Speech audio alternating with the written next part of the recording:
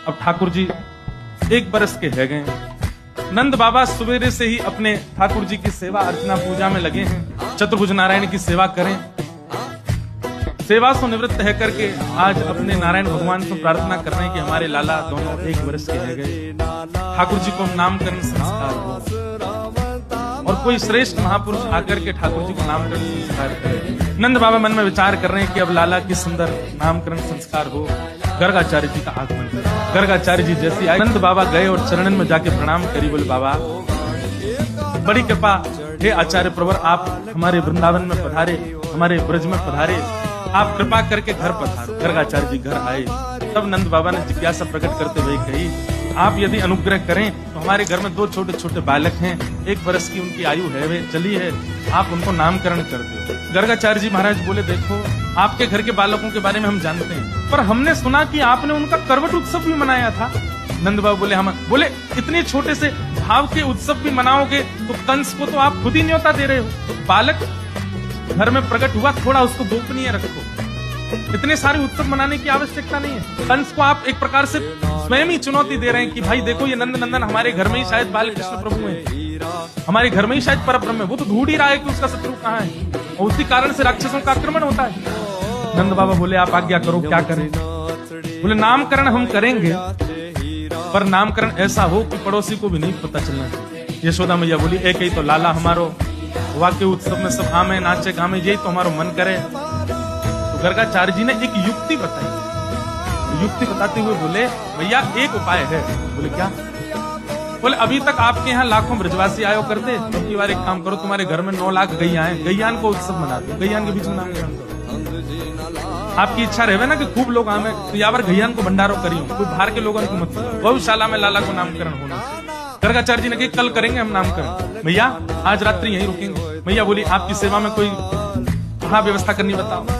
तो कछु ना, गोबर को चौका लगा दो, सामग्री दे दो, हम स्वयं बनाएंगे, अपने ठाकुर जी को भोग लगाएंगे, रात्रि शयन करेंगे। बाबा बनाओ, प्रेम से स्वयं बना के पाओ। गर्गाचार्य जी ने सुंदर सामग्री सिद्ध करी और सिद्ध करने के बाद अपने ठाकुर जी को जैसे भोग थाली में पधरा करके प्रार्थना करने लगे, तुझमें वस्तु गोविंद तुझमें समर्पय। जैसी पतो चली गर्गाचार्य जी आए, सोई ठाकुर जी भीतर खेलते खेलते रुक गए। बलराम जी से बोले, इशारे में बोलना ना जाने, अभी इशारे में ही बोले, भैया सुगंधी आ रही है, द्वार पे कोई दिव्य महापुरुष आयो, भैया कछु बना रहा है, जा लाला चक्की आ। गर्गाचार्य जी महाराज नेत्र बंद करके श्लोक बोल रहे हैं, तदीयम वस्तु गोविंदा तुभ्यमेव, हे शालिग्राम भगवान प्रसाद पाओ।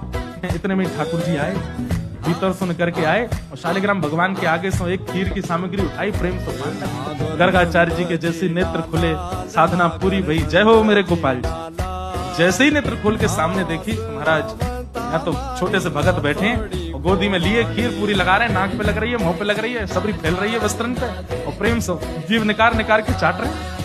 और गर्गाचार्य जी जब उनको देखने लगे तो ठाकुर जी अपने झूठे हाथ से ऐसे हाथ कर रहे, लो बाबा तुम ऊपर। गर्गाचार्य जी पहले तो मुस्कुराए, भैया ये तेरो लाला तो बड़ा उद्यमी, देखियो मेरे ठाकुर जी को भोग झूठा कर दियो, हंस रहे थे। भैया बोली, क्षमा करिए बाबा, मैं फिर से खीर की सामग्री आप फिर बना। ठाकुर जी को उठा करके भीतर, ठाकुर जी मन में सोचने लगे, मैया पात्र तो संग में ही दे देती, नेक ही पायो पूरा पा लेता। ठाकुर जी भीतर छूट गए। बलराम जी बोले, कैसी लगी लाला खीर? बोले बढ़िया ही, जोर की, लेकिन बाबा बड़ो खतरनाक है, मैया तो शिकायत कर दे बुला बुला के। कोई बात ना लाला, तू तो भक्त वत्सल है।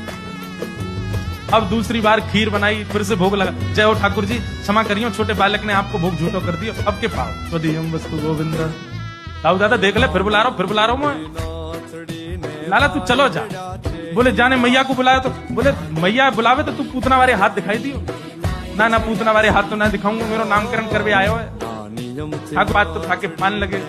गर्गाचार्य जी के नेत्र खुले तो अब के तो गर्गाचार्य जी को क्रोध आ गया। अरे यशोदा, पहले ही मना कर दे, अगर तेरे घर में हमारे ठाकुर जी भूखे रहेंगे तो हम कहीं और चले जाएंगे, देख तेरा लाला बार बार झूठो कर जाए। यशोदा मैया आई, लाला छोटो नटखट बोलते। मैया ने ठाकुर जी पकड़ के कमरा में बंद कर दिया। गर्गाचार्य जी तीसरी सामग्री बना रहे हैं, बीच बीच में खिड़की की ओर देखते जा रहे हैं। खिड़की पे लदे भाई ठाकुर जी गर्गाचार्य जी को देख रहे हैं। अब क्या बोला, तारीख तो बताऊंगा। तीसरी खीर बनाई, अपने ठाकुर जी को पधराई।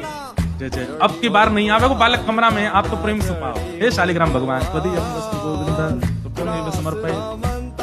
ठाकुर जी तो नीचे उतर करके आए, किवाड़ विवाड़ खोल करके बाहर निकल आए अब तो क्रोध में ही है, भौं चढ़ी हुई है ठाकुर जी।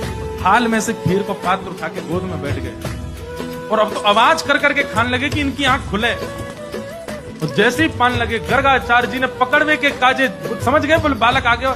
जैसे ही नेत्र खोले और पकड़नी चाहिए, नन्हे से गोपाल जी की 4 भुजा प्रकट है गई। 2 भुजान से तो खीर को पात्र पकड़ रखो है और 2 भुजान से ठाकुर जी एक भुजा में खीर भर भर के दोनों भुजान से पा रहे हैं। और एक भुजा से स्वयं पा रहे हैं, दूसरी भुजा से गर्गाचार्य जी की दाढ़ी में लगा रहे हैं। गर्गाचार्य जी के नेत्र सजल हो गए। जय हो परब्रह्म परमात्मा परमेश्वर, मैं आपके रूप को पहचान नहीं पाया। गर्गाचार्य जी, हमने आपको अपना रूप इसलिए दिखाया, आप त्रिकाल दृष्टि हो, आप त्रिकालदर्शी हो। आप हमारे कल जन्म कुंडली देखते, हमारे ध्यान करते तो आपको पता ही चल जाना था कि मैं परब्रह्म हूं। लेकिन मैया को मत गर्गाचार्य जी बोले नहीं बताए। और दूसरे दिन श्रीनंद भवन में ठाकुर जी के नाम, आपके बड़े लाला को नाम राम है और दूसरे लाला को नाम हम कृष्ण रख रहे हैं, पर ये अनेक नाम सुन जानो जाएगा। गर्गाचार्य जी ने नामकरण किया।